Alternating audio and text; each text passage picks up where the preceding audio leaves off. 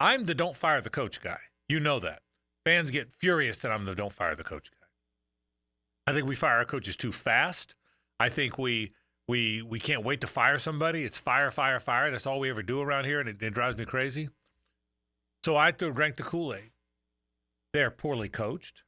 The job, it's hard not to think the job's too big for Billy Napier now. They don't look any different than they did last year. The Mickey Mouse offense of clap, clap, clap, shift, pistol formation, clap, shift, then run 2nd and 5 or 2nd and 10 and 3rd and 5 running plays that don't work, and dink and dunk. There's not much there. Miami had better players at almost every position. Now they're both in their 3rd year, but I felt at almost every position. I got a lot more I'll get into more detail, but I want to go big picture here. It looked as ill-equipped the Florida football team as I can remember since my junior year when we went 0-10-1. That's how overmatched they look like they are to me. I will say this: you're not firing a guy today, next week, or in 2 weeks. That's not how it works. But you know me, Hayes. This is not where I go usually. But I can't imagine the guy making it to November. And I'm rooting for Billy. I think Billy's a nice guy. I think Billy did build the culture. And, if you have a car dealership and your general man, and it was a mess, and you were selling cars for the wrong price, and you weren't servicing them well, and the patrons are complaining, so you bring in a new general manager, and he changes the culture. He gets rid of the bad salespeople and brings in the good ones. And he gets rid of the bad mechanics and brings in the good ones. He gets new cars in there, and he polishes up the front and puts a paint job on it and builds the culture, builds the look. That's awesome. But you still got to sell cars. You're going to get fired, right? At the end of the day, you're going to get fired if you don't sell the cars. I can't imagine, after all we've heard, after all the talk about how there's something there. There's something there. They may not win as many games because of that tough schedule, but they've turned the corner. They haven't turned the corner at all. They might be worse. Graham Mertz had by far his worst game. He was actually pretty good last year. He wasn't very good at all. And who's the bigger Mertz defender than I am? He wasn't very good. The plan wasn't very good. Again, I thought they played a very good Miami team. But I am shocked. And I'll get to the Knowles coming up in a bit too. But I am shocked at what a bad football team the Florida Gators are when I never saw it coming. Yeah, I want to congratulate Miami as well, because I do think that they've got a chance to really make waves in the national title race. They're excellent on both lines of scrimmage. Cam Ward is sensational, and they play together and they play with a vision. So from seeing them in person, that looks like a pretty good ball club, in my opinion. With that said, I'm not sure Florida could have beaten 100 Division I teams, maybe 120 Division I teams, the way they played on Saturday. They're undisciplined. The undisciplined penalties are a problem. There's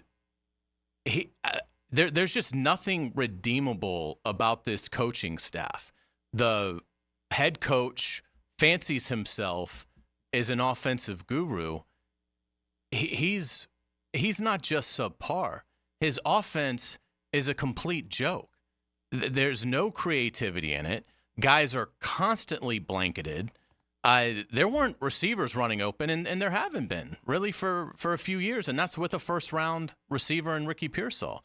He has no idea how to build a defensive staff. He woefully overvalues trenches in terms of talent. In terms of Billy Napier looks at an average player and sees a star. And that's a big problem. And maybe that perception from being the head coach at Lafayette, at Louisiana Lafayette, maybe that he just was never able to elevate that like he needed to, because the players that he's brought in just simply are ill-equipped. I mean, he still starts a defensive tackle or plays Des Watson 27 snaps. That's laughable for the condition that kid is in. It's just nothing is going right. I would argue that he needs a runner at quarterback in that offense. So for his first 3 years here and his final two, because this will be his last year at Florida, he's going to have a pocket guy. Well, he clearly needs a running quarterback. That's what he had at Lafayette. He inherited one in Richardson. And then instead of cultivating that in the portal to get either recruit or get in the portal a dual threat quarterback, he settles on a pocket guy, which for his offense just makes it virtually impossible to fool anybody. And so he's an amateur offensive mind. Every sentence in Sunday or Saturday's post-game press conference, every other sentence should have been an apology to the fan base. Every other sentence should have been an apology to the fan base. And not only did he not do that, he follows it up 2 days later and insults the fan base. So, he's the worst coach that Florida's had in my lifetime because at least with Muschamp, you had great defense. At least with McElwain, you still had great defense because he knew how to use the players Muschamp gave him. Dan Mullen actually was a good coach. He just checked out of the job. Well, the problem with Billy Napier is it's not about checking out. Billy Napier never found the hotel. He never landed in the city, and he never made it to the airport. He is completely ill-equipped to handle this job. He is the equivalent of a double-A baseball player that hits 285, and you think this guy's ready for the show, and you promote him, and he's terrible. That is what has happened here. Yeah, and I will tell you, and listen, I'm the guiltiest of the guilty, and I don't ever want to call out kids. I did this with Hick on the podcast. Kids are trying. They're doing the best they can. They're good kids, and I hate even naming kids, but I'm going to for the purpose of the conversation. Oh, they're getting paid now. So. That's right. But I'm serious. It was clear last year that Cam Jackson, the defensive tackle, Caleb Banks, the defensive tackle, Tyreek Sapp, Big Dez on the defense, Jake Slaughter, the center, Damian George on the offensive line. It was clear last year they weren't good players. I don't mean that in a mean way. They were trying, but they're not good players. Somehow me and a lot of us convinced myself that they were going to be good this year, even though it was the same guys. Well, I'm an idiot. And God bless them, I know they're trying. They're just not really good players. And he wasn't able to replace them. And you and I, when we saw that Big Dez was listed first on that depth chart, even in the OR, you and I both kind of looked at each other seriously about that last week, like, oh boy. I think the comment was that better be the biggest OR in the history of the English language. And it wasn't. Yeah, and so they're really not very good.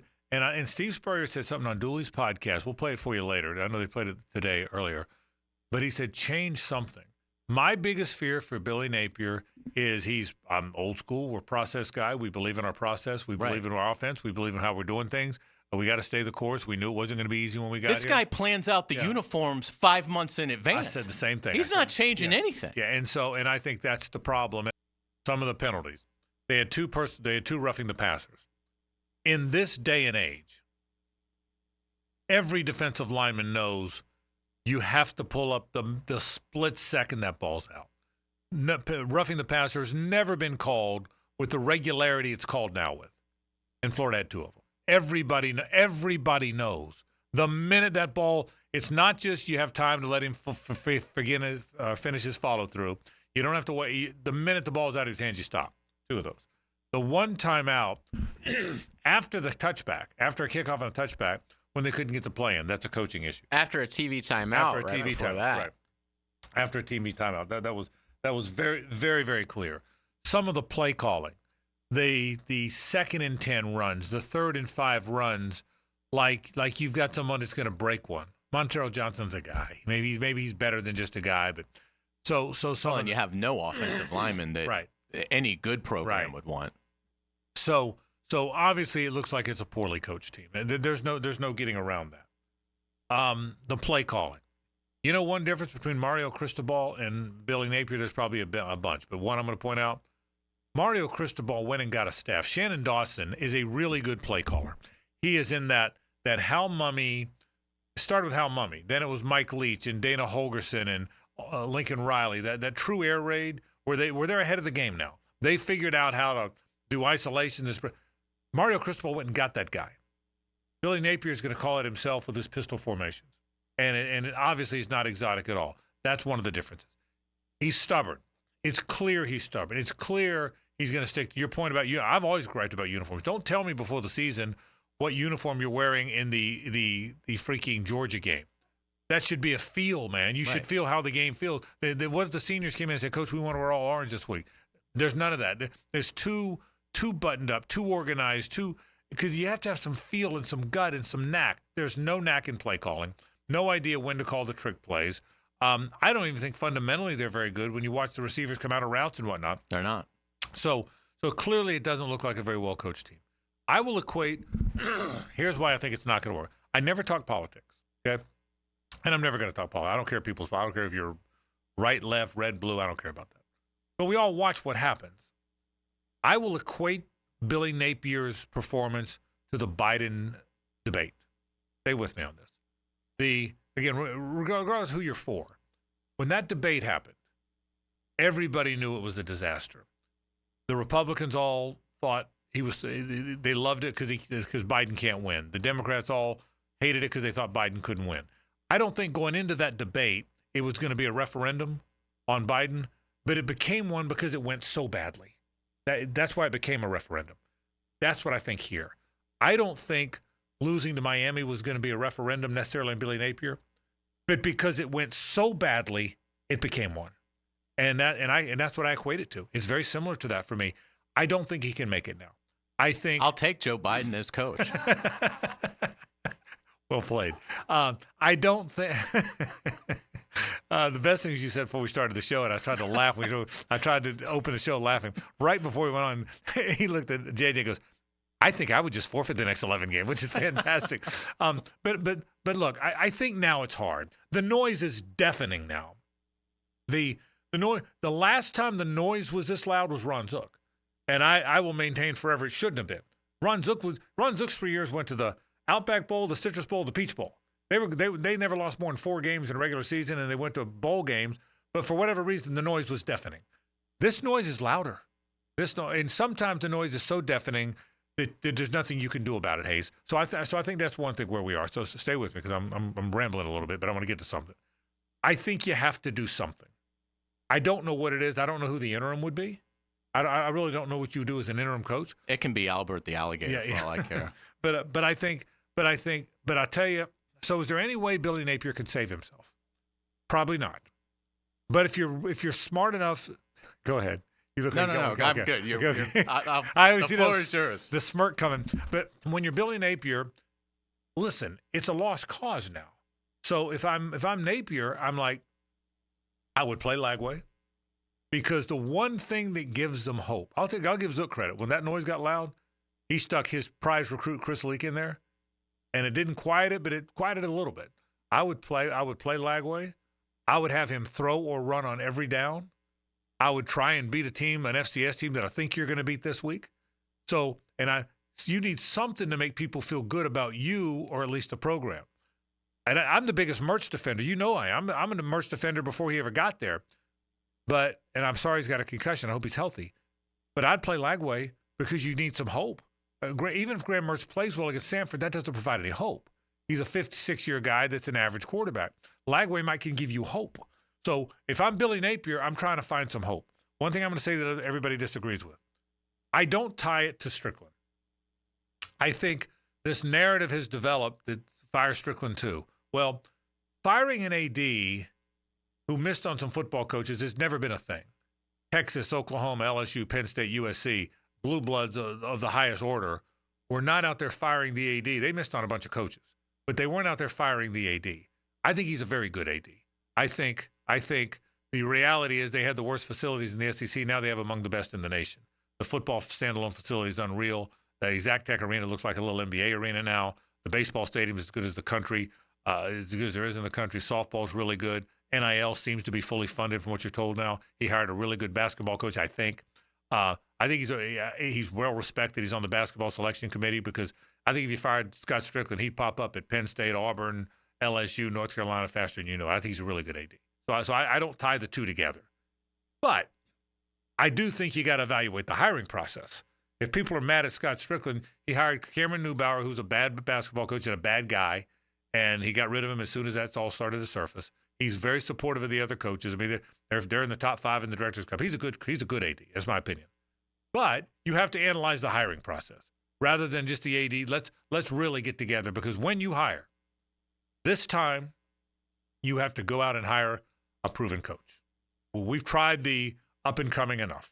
I think you got to somehow look what Boston College did last night. They went and hired a guy that won 5 straight AFC South titles. He must be pretty good, and he's a grown-up, and he knows how to do it. So I think the hiring process is going to happen. I think it's going to happen. I don't think Billy Napier makes it to midseason. I'm not that guy. You know me. That's never been my take. But I think you saw the coaching inadequacies. He's stubborn to a fault. His recognition of players doesn't seem to be good. I think they will beat Stanford. Hays, I don't know how many games they win after this. I really don't. The bad thing is, if you were just reasonably good after watching A&M, they're beatable. UCF is good, but they're not, and they hung over 50, but I think they're beatable if you're good. If you're not very good, I think Florida's not very good. I really think you're looking at a 2 or 3 win season. I think it's realistic. So that's what I think. That's what I would do if I was Napier, to try and get better. I don't think he will do that, but that's what I would do. Given the way it is now, I think the noise is just going to get louder, and I'd be surprised if he makes it to November. Hey guys, Taylor Dahl here. Thanks so much for checking out our 1010XL Florida Gators page. If you're looking for more Florida content, subscribe now. But if you're looking for some professional football, NFL content, head over to our 1010XL Jaguars page.